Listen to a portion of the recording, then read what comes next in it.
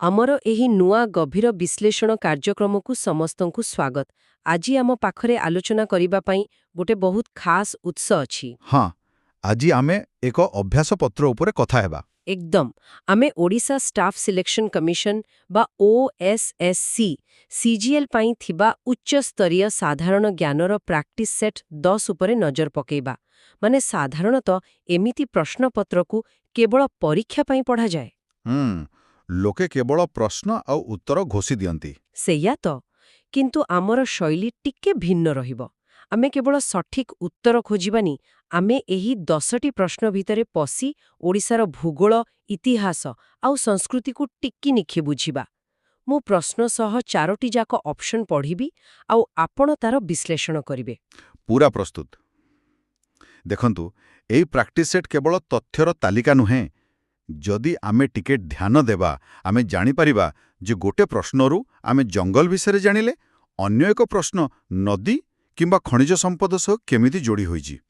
ସେଇ ଓଡ଼ିଶାର କେଉଁ ଜିଲ୍ଲାରେ ସବୁଠାରୁ କମ୍ ଜନସଂଖ୍ୟା ଘନତ୍ୱ ଦେଖିବାକୁ ମିଳେ? ମାନେ ପପୁଲେସନ୍ ଡେନ୍ସିଟି ସବୁଠୁ କମ୍ କେଉଁଠି? ହଁ, ଅପସନ୍‌ଗୁଡ଼ିକ ହେଲା A Mayurbhanj, B Malkangiri, C Kandhamal ଆଉ D ଦେବଗଡ଼। ମୁଁ ଯଦି ଏଇ ଅପସନ୍‌ଗୁଡ଼ିକ ଦେଖେ, ତାହେଲେ ମାଲକାନାଗିରି କିମ୍ବା କନ୍ଧମାଳ କଥା ମୁଣ୍ଡକୁ ପ୍ରଥମେ ଆସିବ, କାରଣ ସେଠି ବହୁତ ଜଙ୍ଗଲ ଅଛି। ସାଧାରଣତଃ ସମସ୍ତେ ସେଇଆ ହିଁ ଭାବିବେ। ମୟୂରଭଞ୍ଜ ବି ବହୁତ ବଡ଼ ଜିଲ୍ଲା, କିନ୍ତୁ ପ୍ରକୃତ ଉତ୍ତରଟି ହେଉଛି ଅପସନ୍ ଡି ଦେବଗଡ଼। ଦେବଗଡ଼? କିନ୍ତୁ କାହିଁକି?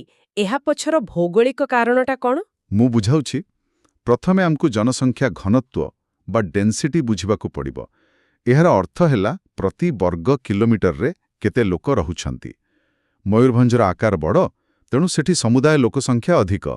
ମାଲକାନାଗିରି ଆଉ କନ୍ଧମାଳରେ ଜଙ୍ଗଲ ଥିଲେ ବି ଜିଲ୍ଲାର ଆୟତନ ବଡ଼। ହଁ, ସେଗୁଡ଼ିକ ବଡ଼ ଜିଲ୍ଲା। ଏକଦମ। କିନ୍ତୁ ଦେବଗଡ଼ର ସ୍ଥିତି ଅଲଗା। ଏହା ଆମ ରାଜ୍ୟର ଗୋଟେ ବହୁତ ଛୋଟ ଜିଲ୍ଲା। ଆକାରରେ ଛୋଟ ହେବା ସତ୍ତ୍ୱେ ଏହାର ବେଶୀଭାଗ ଅଞ୍ଚଳରେ ଖାଲି ପାହାଡ଼, ଜଙ୍ଗଲ ଆଉ ପ୍ରଧାନ ପାଟ ଭଳି ଜଳପ୍ରପାତ ଭରି ରହିଛି। ମାନେ ରହିବା ପାଇଁ ସମତଳ ଜାଗା ବହୁତ କମ୍ ଅଛି। ସଠିକ୍ ଭରିଲେ, ଏତେ ଘଞ୍ଚ ଜଙ୍ଗଲ ଆଉ ପାହାଡ଼ ଥିବାରୁ ସେଠି ବଡ଼ ସହର କିମ୍ବା ବଡ଼ କଳକାରଖାନା ଗଢ଼ି ଉଠିବା ସମ୍ଭବ ହୋଇନାହିଁ।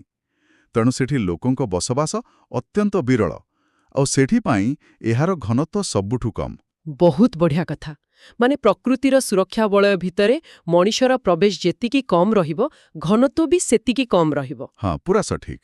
ଆଚ୍ଛା, ଏବେ ପାହାଡ଼ ଆଉ ଜଙ୍ଗଲରୁ ବାହାରି ଆମେ ଦ୍ୱିତୀୟ ପ୍ରଶ୍ନ ଆଡ଼କୁ ଯିବା, ଯାହାକି ନଦୀ ବ୍ୟବସ୍ଥା ଉପରେ ଅଛି। ପ୍ରଶ୍ନ ପଚାରୁଛି, ନିମ୍ନଲିଖିତ ମଧ୍ୟରୁ କେଉଁ ନଦୀର ଉତ୍ପତ୍ତି ଓଡ଼ିଶାରେ ହୋଇନାହିଁ? ଅପସନ୍ ଅଛି A Budhabalanga, B Baitarani, C Brahmani ଆଉ D ଇନ୍ଦ୍ରାବତୀ। ଏଇଟା ଗୋଟେ ମଜାଦାର ପ୍ରଶ୍ନ। ହଁ, ମୁଁ ଜାଣିଛି। ବୁଢ଼ାବଳଙ୍ଗ ଆମ ଶିମିଳିପାଳରୁ ବାହାରିଛି, ବୈତରଣୀ କେନ୍ଦୁଝରର ଗୋନାସିକାରୁ ଆସିଛି, ଆଉ ଇନ୍ଦ୍ରାବତୀ ବି କଳାହାଣ୍ଡି ଅଞ୍ଚଳରୁ ସୃଷ୍ଟି ହୋଇଛି। ତେଣୁ ଉତ୍ତର ନିଶ୍ଚୟ ଅପସନ୍ C ବ୍ରାହ୍ମଣୀ ହେବ। ଏକଦମ ଠିକ୍, ଉତ୍ତର ବ୍ରାହ୍ମଣୀ। କିନ୍ତୁ ମୋର ଗୋଟେ ସନ୍ଦେହ ଅଛି। ବ୍ରାହ୍ମଣୀ ତ ଓଡ଼ିଶାର ଏତେ ବଡ଼ ଆଉ ପ୍ରମୁଖ ନଦୀ, ତାର ଉତ୍ପତ୍ତି ରାଜ୍ୟ ବାହାରେ କେମିତି ହେଲା? ଦେଖନ୍ତୁ, ବ୍ରାହ୍ମଣୀ ନଦୀ କୌଣସି ଗୋଟିଏ ନିର୍ଦ୍ଦିଷ୍ଟ ପାହାଡ଼ରୁ ଏକାକୀ ବାହାରି ନାହିଁ। ଏହା ପଛରେ ଏକ ସୁନ୍ଦର ଭୌଗୋଳିକ ପ୍ରକ୍ରିୟା ଅଛି। ଆମ ପଡ଼ୋଶୀ ରାଜ୍ୟ ଝାଡ଼ଖଣ୍ଡର ଛୋଟନାଗପୁର ମାଳଭୂମିରୁ 2ଟି ଅଲଗା ଅଲଗା ନଦୀ ବାହାରିଛନ୍ତି। ଗୋଟିଏ ହେଲା ଶଙ୍ଖ ଆଉ ଅନ୍ୟଟି ହେଲା ଦକ୍ଷିଣ କୋଏଲ। ଆଚ୍ଛା, ଶଙ୍ଖ ଆଉ ଦକ୍ଷିଣ କୋଏଲ। ହଁ, ଏହି 2 ନଦୀ ବହି ଆସି ଆମ ଓଡ଼ିଶାର ସୁନ୍ଦରଗଡ଼ ଜିଲ୍ଲାରେ ଥିବା ରାଉରକେଲା ପାଖରେ ଗୋଟେ ଜାଗା ଅଛି, ବେଦବ୍ୟାସ। ସେଇଠି ପରସ୍ପର ସହ ମିଶନ୍ତି। ଆଉ ସେହି ମିଳନ ସ୍ଥଳରୁ ଯେଉଁ ବିଶାଳ ନଦୀଟେ ଆଗକୁ ବହେ, ଆମେ ତାକୁ ବ୍ରାହ୍ମଣୀ ନାମରେ ଜାଣୁ। ଓହୋ, ତେବେ ବ୍ରାହ୍ମଣୀ ନାମଟା ଓଡ଼ିଶାରେ ଦିଆଯାଇଛି, କିନ୍ତୁ ତାର ମୂଳ ପାଣି ଝାଡ଼ଖଣ୍ଡରୁ ଆସୁଛି। ବିଲକୁଲ। ନଦୀମାନେ ତ ଆଉ କୌଣସି ରାଜନୈତିକ ସୀମାରେଖା ବା ବର୍ଡର ମାନନ୍ତି ନାହିଁ ନା। ସତକଥା, ପ୍ରକୃତିର ନିଜସ୍ୱ ଗୋଟେ ମାନଚିତ୍ର ଥାଏ। ତେବେ ନଦୀମାନଙ୍କର ଏହି ଶକ୍ତି ବିଷୟରେ ଯେବେ କଥା ପଡ଼ିଛି, ତୃତୀୟ ପ୍ରଶ୍ନଟି ଆହୁରି ରୋମାଞ୍ଚକର। ପ୍ରଶ୍ନ ହେଲା, ସାତକୋଶିଆ ଗଣ୍ଡ ବା ଗର୍ଜ କେଉଁ ନଦୀ ଦ୍ୱାରା ସୃଷ୍ଟି ହୋଇଛି? ସାତକୋଶିଆ ନା ଶୁଣିଲେ ହିଁ ମୁଣ୍ଡକୁ ଗୋଟେ ବିରାଟ ଚିତ୍ର ଆସେ। ହଁ, ଅପସନ୍ ଅଛି A Mahanadi, B Brahmani, C Baitarani, D Subarnarekha. ସାତକୋଶିଆର ବିଶାଳତା ଦେଖିଲେ ମନେ ହୁଏ ଏହା ମହାନଦୀ ହିଁ ହେବ। ହଁ, ଆପଣ ଠିକ୍ ଭାବୁଛନ୍ତି। ଏହାର ସଠିକ୍ ଉତ୍ତର ଅପସନ୍ ଏ, ମହାନଦୀ। ମାନେ ଏଠାରେ ଆମକୁ ପ୍ରଥମେ ଗଣ୍ଡ ବା ଗର୍ଜର ଅର୍ଥ ବୁଝିବାକୁ ପଡ଼ିବ। ଗର୍ଜ ମାନେ ଯେଉଁ ଖାଇ ସୃଷ୍ଟି ହୁଏ। ଏକଦମ। ଗୋଟିଏ ନଦୀ ଯେତେବେଳେ ଲକ୍ଷ ଲକ୍ଷ ବର୍ଷ ଧରି ଗୋଟେ ରାସ୍ତାରେ ବୋହି ଚାଲେ, ସେ ତା ବାଟରେ ପଡ଼ୁଥିବା ଯେତେ କଠିନ ପଥର କିମ୍ବା ପାହାଡ଼ ଥାଉ ନା କାହିଁକି, ତାକୁ ଧୀରେ ଧୀରେ କାଟିଦିଏ ଆଉ ଗୋଟେ ଗଭୀର ଖାଇ ସୃଷ୍ଟି କରେ। ଆଉ ମହାନଦୀ ଠିକ୍ ସେମିତି କିଛି କରିଛି, ନୟାଗଡ଼ ଆଉ ଅନୁଗୋଳ ବର୍ଡରରେ। ହଁ, ମହାନଦୀ ସେଠି ପୂର୍ବଘାଟ ପର୍ବତମାଳାକୁ କାଟି ପ୍ରାୟ 14 କିଲୋମିଟର ଲମ୍ବର ଗୋଟେ ଭୟଙ୍କର ଗଭୀର ଗଣ୍ଡ ସୃଷ୍ଟି କରିଛି। ପୁରୁଣା କାଳରେ ଲୋକେ ମାପ ଅନୁସାରେ ଏହାକୁ ସାତକୋଶ ବୋଲି କହୁଥିଲେ। ସେଇଠୁ ତାର ନାଁ ପଡ଼ିଲା ସାତକୋଶିଆ। ବାଃ, କି ସୁନ୍ଦର ଇତିହାସ! କେବଳ ଭୌଗୋଳିକ ଆଶ୍ଚର୍ଯ୍ୟ ନୁହେଁ, ସେଠି ତ ବାଘ ସଂରକ୍ଷଣ ପ୍ରକଳ୍ପ ଆଉ ମଗର କୁମ୍ଭୀର ବି ଅଛନ୍ତି। ହଁ, ପରିବେଶ ଦୃଷ୍ଟିକୋଣରୁ ଏହା ବହୁତ ଗୁରୁତ୍ୱପୂର୍ଣ୍ଣ କେନ୍ଦ୍ର। ପ୍ରକୃତିର ଉପରିଭାଗରୁ ଏବେ ଟିକେ ମାଟି ତଳକୁ ଯିବା। ଚତୁର୍ଥ ପ୍ରଶ୍ନ ଆମ ଖଣିଜ ସମ୍ପଦ ଉପରେ ଅଛି। ପ୍ରଶ୍ନଟି ପଚାରୁଛି, ଓଡ଼ିଶାର କେଉଁ ଜିଲ୍ଲା ମ୍ୟାଙ୍ଗାନିଜ୍ ଉତ୍ପାଦନରେ ସର୍ବବୃହତ୍? ଅପସନ୍ଗୁଡ଼ିକ ହେଲା ଏ ସୁନ୍ଦରଗଡ଼, ବି କେନ୍ଦୁଝର, ସି କୋରାପୁଟ, ଡି ଝାରସୁଗୁଡ଼ା। ଏଠି ଯଦି ଆମେ ଅପସନ୍ଗୁଡ଼ିକୁ ଟିକେ ବିଶ୍ଳେଷଣ କରିବା। ହଁ, ଦେଖନ୍ତୁ, କୋରାପୁଟ ତ ମୁଖ୍ୟତଃ ବକ୍ସାଇଟ୍ ପାଇଁ ପ୍ରସିଦ୍ଧ, ଆଉ ଝାରସୁଗୁଡ଼ା କୋଇଲା ପାଇଁ। ହଁ, ଆଉ ସୁନ୍ଦରଗଡ଼ରେ ବି ଅନେକ ଖଣିଜ ମିଳେ। କିନ୍ତୁ ଯେତେବେଳେ ମ୍ୟାଙ୍ଗାନିଜ୍ କଥା ଆସେ, ତାର ସଠିକ୍ ଉତ୍ତର ହେବ ଅପସନ୍ ବି, କେନ୍ଦୁଝର। ଜାଣିଛନ୍ତି, କେନ୍ଦୁଝର କେବଳ ଓଡ଼ିଶା ନୁହେଁ, ପୁରା ଭାରତର ସବୁଠାରୁ ସମୃଦ୍ଧ ଖଣିଜ ବଳୟ ଭିତରୁ ଗୋଟିଏ। ଆଚ୍ଛା, କିନ୍ତୁ ମ୍ୟାଙ୍ଗାନିଜ୍ରେ ଏତେ ଆବଶ୍ୟକତା କେଉଁଥିରେ ପଡ଼େ ଯେ ଏହା ଅର୍ଥନୀତି ପାଇଁ ଏତେ ଜରୁରୀ? ହଁ, ଏହାର ମୁଖ୍ୟ ବ୍ୟବହାର ହେଲା ଇସ୍ପାତ ବା ଷ୍ଟିଲ୍ ତିଆରିରେ। ଲୁହାକୁ କଠିନ କରିବା ପାଇଁ ଆଉ ତାକୁ କଳଙ୍କି ମୁକ୍ତ କରିବା ପାଇଁ ମ୍ୟାଙ୍ଗାନିଜ୍ ଏକ ନିହାତି ଦରକାରୀ ଉପାଦାନ। ଆଉ କେନ୍ଦୁଝର ମାଟି ତଳେ ଏହା ପ୍ରଚୁର ପରିମାଣରେ ଅଛି। ମାନେ ଆମର ଯେତେ ଔଦ୍ୟୋଗିକ ବିକାଶ ହେଉଛି, ତାର ମୂଳଦୁଆ କେନ୍ଦୁଝରରୁ ହିଁ ଆରମ୍ଭ ହେଉଛି। ଏକଦମ। ଏହା ଆମର ରପ୍ତାନି ବାଣିଜ୍ୟକୁ ବି ବହୁତ ସାହାଯ୍ୟ କରେ, ଯାହା ବିଷୟରେ ଆମେ ବୋଧେ ଆଗକୁ କଥା ହେବା। ହଁ, ନିଶ୍ଚୟ। ଏବେ ଟିକେ ଖଣିଜରୁ ବାହାରି ଆମ ସାଂସ୍କୃତିକ ପରମ୍ପରା ଆଡ଼କୁ ଆସିବା। ପଞ୍ଚମ ପ୍ରଶ୍ନଟି ଆମ ପର୍ବପର୍ବାଣୀ ଉପରେ। ପ୍ରଶ୍ନ ହେଲା, ଓଡ଼ିଶାର ପ୍ରସିଦ୍ଧ ଦୋଳ ପୂର୍ଣ୍ଣିମା ପର୍ବ ମୁଖ୍ୟତଃ କାହା ସହ ଜଡ଼ିତ? ଅପସନ୍ ଅଛି ଏ ପ୍ରଭୁ ଜଗନ୍ନାଥ, ବି ପ୍ରଭୁ ଶିବ, ସି ପ୍ରଭୁ ଶ୍ରୀକୃଷ୍ଣ, ଡି ଦେବୀ ଦୁର୍ଗା। ଏଠି ଅଧିକାଂଶ ଲୋକ ଟିକେ ଭୁଲ କରିବାର ସମ୍ଭାବନା ଅଛି। ହଁ, କାରଣ ଓଡ଼ିଶାରେ କୌଣସି ବି ପର୍ବ କଥା ଉଠିଲେ ଆମ ମୁଣ୍ଡକୁ ପ୍ରଥମେ ଜଗନ୍ନାଥଙ୍କ ନାଁ ଆସେ। ସତକଥା। ଅବଶ୍ୟ ଜଗନ୍ନାଥ ହେଉଛନ୍ତି କୃଷ୍ଣଙ୍କର ହିଁ ରୂପ। ତଥାପି ସାଂସ୍କୃତିକ ଦୃଷ୍ଟିକୋଣରୁ ଏହି ପ୍ରଶ୍ନର ସଠିକ୍ ଉତ୍ତର ହେବ ଅପସନ୍ ସି, ପ୍ରଭୁ ଶ୍ରୀକୃଷ୍ଣ। ଦୋଳ ପୂର୍ଣ୍ଣିମା ତ ବସନ୍ତ ଋତୁରେ ଫାଲ୍ଗୁନ ମାସରେ ପାଳନ କରାଯାଏ ନା? ଆଉ ଏହା ରାଧା ଓ କୃଷ୍ଣଙ୍କ ଅମର ପ୍ରେମର ଉତ୍ସବ। ଆପଣ ଦେଖିଥିବେ, ଓଡ଼ିଶାର ଗାଁ ଗହଳିରେ ଏହି ସମୟରେ ଯେଉଁ ତୋଳମେଳନ ହୁଏ, ସେଟା କେତେ ସୁନ୍ଦର। ବିଭିନ୍ନ ଗାଁରୁ ରାଧାକୃଷ୍ଣଙ୍କ ଚଳନ୍ତି ପ୍ରତିମାକୁ ବିମାନରେ ବସାଇ ଅଣାଯାଏ। ହଁ, ଘଣ୍ଟା ଘଣ୍ଟା ଆଉ ସଂକୀର୍ତ୍ତନ ସାଙ୍ଗକୁ ଚାରିଆଡ଼େ ଫଗୁର ରଙ୍ଗ। ଭାରି ଆନନ୍ଦ ଲାଗେ। ଆଉ ଗୋଟେ କଥା ଲକ୍ଷ୍ୟ କରିବେ, ଏହା କେବଳ ଗୋଟିଏ ଧାର୍ମିକ ପର୍ବ ନୁହେଁ। ଅମଳ ସରିବା ପରେ କୃଷକମାନେ ଏକାଠି ହୋଇ ପରସ୍ପରକୁ ଅବିର ବୋଳି ଭାଇଚାରା ବାଣ୍ଟନ୍ତି। ମାନେ ଏହା ସାମାଜିକ ଏକତା ବୃଦ୍ଧି କରିବାର ଗୋଟେ ବହୁତ ଶକ୍ତିଶାଳୀ ମାଧ୍ୟମ। ପ୍ରକୃତରେ ସେହି ପରିବେଶର କଳ୍ପନା କଲେ ହିଁ ମନ ଖୁସି ହୋଇଯାଏ। ଆଚ୍ଛା, ଏବେ ଷଷ୍ଠ ପ୍ରଶ୍ନକୁ ଯିବା। ଏହା ଏକ ପ୍ରମୁଖ ବିକାଶମୂଳକ ପ୍ରକଳ୍ପ ଉପରେ ଇନ୍ଦ୍ରାବତୀ ନଦୀ ଉପରେ କେଉଁ ନଦୀବନ୍ଧ ନିର୍ମାଣ କରାଯାଇଛି? ଅପସନ୍ଗୁଡ଼ିକ ହେଲା A Hirakud dam, B Rengali dam, C upper Indravati dam, D Balimela dam.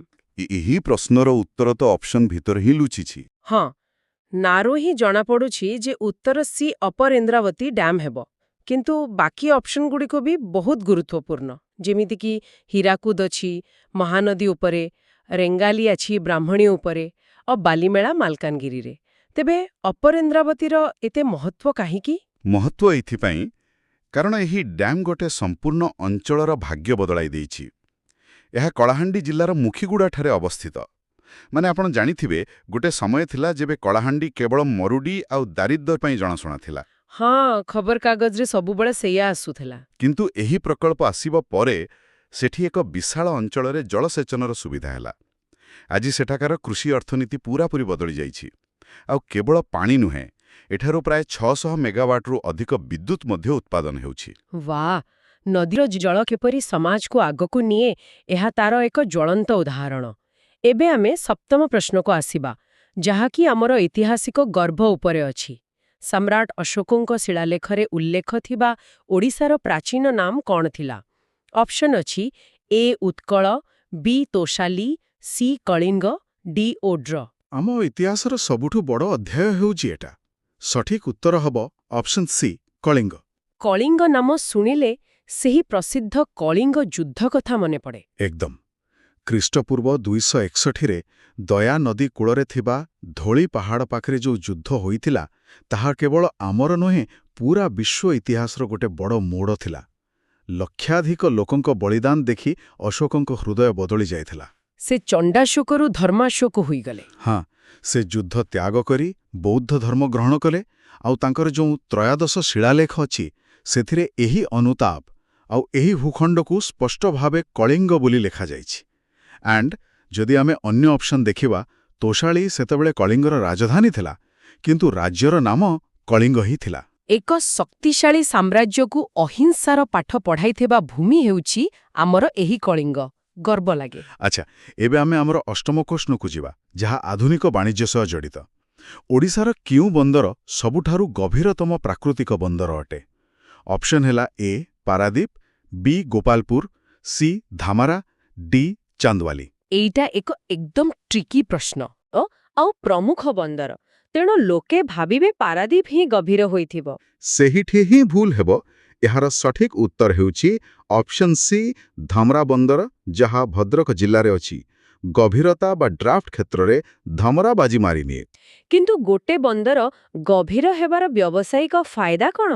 ବହୁତ ବଡ଼ ଫାଇଦା ଅଛି। ବନ୍ଦରର ଗଭୀରତା ଯେତେ ଅଧିକ ହେବ, ସେଠି ସେତେ ବଡ଼ ଆଉ ଓଜନିଆ ମାଲବାହୀ ଜାହାଜ ବା କାର୍ଗୋ ଶିପ୍ ଆସି ଲାଗିପାରିବ। ଧାମରାରେ ପ୍ରାକୃତିକ ଭାବେ 18 ମିଟରରୁ ଅଧିକ ଗଭୀରତା ଅଛି। ଓହୋ, ତେବେ ଆମେ ଯେଉଁ ଚତୁର୍ଥ ପ୍ରଶ୍ନରେ ଆଲୋଚନା କରୁଥିଲେ, କେନ୍ଦୁଝରର ମାଙ୍ଗାନିଜ କଥା, ସେଇଟା ଏଇ ବାଟେ ରପ୍ତାନି ହୁଏ ବୋଧେ? ଏକଦମ ଠିକ୍ ଧରିଲେ। କେନ୍ଦୁଝରର ଲୁହା ପଥର ଆଉ ମାଙ୍ଗାନିଜ ଆସି ଏହି ଧାମରା ବନ୍ଦର ଦେଇ ଆନ୍ତର୍ଜାତୀୟ ବଜାରକୁ ଯାଏ।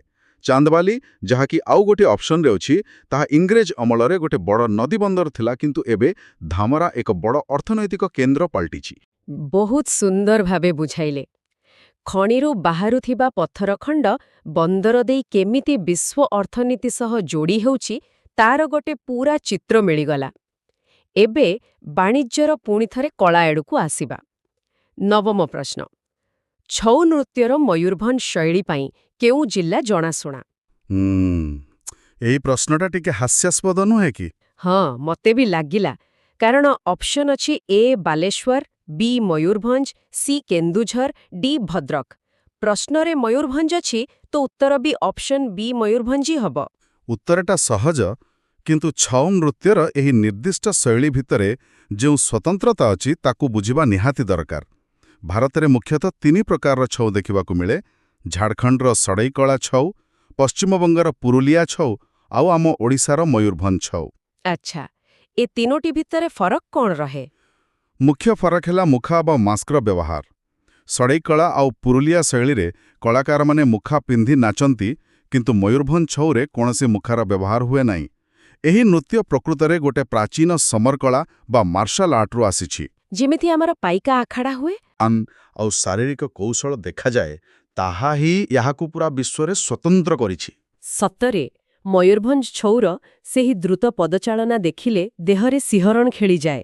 ଏବେ ଆମେ ଆମର ଦଶମ ତଥା ଅନ୍ତିମ ପ୍ରଶ୍ନରେ ପହଞ୍ଚିଗଲୁ। ଏହି ପ୍ରଶ୍ନ ବି ସେହି ମୟୂରଭଞ୍ଜ ଅଞ୍ଚଳର ଏକ ପ୍ରାକୃତିକ ସମ୍ପଦକୁ ନେଇ। ଶିମିଳିପାଳ ଜୈବମଣ୍ଡଳ ବା ବାୟୋସ୍ଫିୟର ରିଜର୍ଭ ଭୌଗୋଳିକ ଦୃଷ୍ଟିକୋଣରୁ କେଉଁ ଅଞ୍ଚଳରେ ଅବସ୍ଥିତ? ଅପସନ୍ଗୁଡ଼ିକ କ'ଣ ଅଛି? ଅପସନ୍ ଅଛି ଏ ପୂର୍ବ ଉପକୂଳ ସମତଳ, ବି ଉତ୍ତର ମାଳଭୂମି, ସି ପୂର୍ବଘାଟ, ଡି କେନ୍ଦ୍ରୀୟ ମାଳଭୂମି। ମୟୂରଭଞ୍ଜରେ ଶିମିଳିପାଳ ଅଛି ବୋଲି ସମସ୍ତେ ଜାଣନ୍ତି, କିନ୍ତୁ ତାର ଭୌଗୋଳିକ ଶ୍ରେଣୀ ବିଭାଗ କେମିତି ହୁଏ? ଏଇଟା ଆମ ଭୌଗୋଳିକ ସଂରଚନାକୁ ବୁଝିବା ପାଇଁ ଗୋଟେ ଭଲ ପ୍ରଶ୍ନ।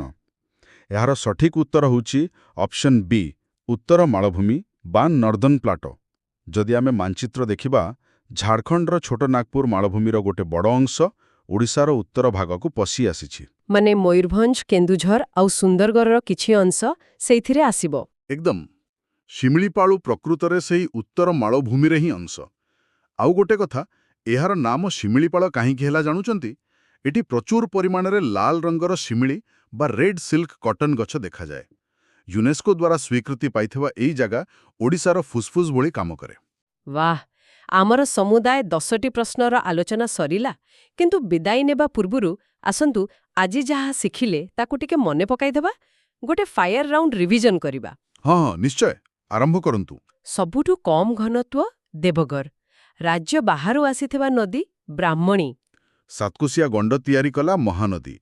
ଆଉ ମ୍ୟାଙ୍ଗାନିଜ୍ ଉତ୍ପାଦନରେ ଆଗୁଆ କେନ୍ଦୁଝର। ଦୋଳ ପୂର୍ଣ୍ଣିମା ହେଲା ପ୍ରଭୁ ଶ୍ରୀକୃଷ୍ଣଙ୍କ ପର୍ବ। ଆଉ ଇନ୍ଦ୍ରାବତୀ ଉପରେ ଅଛି ଅପର ଇନ୍ଦ୍ରାବତୀ ଡ୍ୟାମ୍। ଅଶୋକଙ୍କ ଶିଳାଲେଖରେ ନାଁ ଥିଲା କଳିଙ୍ଗ। ଆଉ ଗଭୀରତମ ବନ୍ଦର ହେଲା ଧାମରା। ଛଉ ନୃତ୍ୟର ବିନାମୁଖାରା ଶୈଳୀ ମୟୂରଭଞ୍ଜ। ଆଉ ଶେଷରେ ଶିମିଳିପାଳ ଆସିବ ଉତ୍ତର ମାଳଭୂମିରେ। ବହୁତ ବଢ଼ିଆ। ଦେଖନ୍ତୁ, ଏହି ଆଲୋଚନାର ଗୋଟେ ବଡ଼ ଚିତ୍ର ସାମ୍ନାକୁ ଆସୁଛି। ଆମେ କୌଣସି ବିଷୟକୁ କେବଳ ଭୂଗୋଳ ବା ଇତିହାସ ବୋଲି ଅଲଗା କରିପାରିବା ନାହିଁ। ଏସବୁ ପରସ୍ପର ସହ ଯୋଡ଼ି ହୋଇଛି। ସତ କଥା। ଭୌଗୋଳିକ ସ୍ଥିତି ହିଁ ଠିକ୍ କରେ ଖଣିଜ ସମ୍ପଦ କେଉଁଠି ରହିବ। ଆଉ ତା ଉପରେ ଅର୍ଥନୀତି ଗଢ଼ି ଉଠେ ଆଉ ପରିବେଶର ସଂସ୍କୃତି ଜନ୍ମ ନିଏ। ମାନେ ସବୁକିଛି ଗୋଟେ ଅଦୃଶ୍ୟ ସୂତରେ ବନ୍ଧା ହୋଇଛି। ଆଉ ଏହି ସୂତାକୁ ଧରି ଏକ ବଡ଼ ପ୍ରଶ୍ନ ଆମେ ଆପଣମାନଙ୍କ ପାଇଁ ଛାଡ଼ି ଯାଉଛୁ। ଆମେ ଦେଖିଲେ କେନ୍ଦୁଝରରୁ ମାଙ୍ଗାନିଜ୍ ବାହାରୁଛି ଆଉ ଧାମରା ବନ୍ଦର ଦେଇ ବିଦେଶ ଯାଉଛି। ଟିକେ ଭାବନ୍ତୁ, ଯଦି କେନ୍ଦୁଝରରେ ସେ ଖଣିଜ ଦ୍ରବ୍ୟ ନଥାନ୍ତା, ତେବେ ଧାମରା ବନ୍ଦରର ବ୍ୟବସାୟିକ ଅବସ୍ଥା ଆଜି କେମିତି ଥାନ୍ତା? ଗୋଟେ ଜାଗାର ଭୂଗୋଳ ଅନ୍ୟ ଜାଗାର ଅର୍ଥନୀତିକୁ କେମିତି ଚଲାଉଛି ତାହା ବାସ୍ତବରେ ଚିନ୍ତା କରିବାର ବିଷୟ। ଏହି ଚିନ୍ତାଧାରା ସହ ଆମେ ଆଜିର ଗଭୀର ବିଶ୍ଳେଷଣକୁ ଏଇଠି ରଖୁଛୁ। ଆଗକୁ ଆଉ ଏକ ନୂଆ ବିଷୟ ନେଇ ପୁଣି ଭେଟ ହେବ। ସେ ପର୍ଯ୍ୟନ୍ତ ଜ୍ଞାନ ଆହରଣ ଜାରି ରହୁ। ଅନେକ ଧନ୍ୟବାଦ।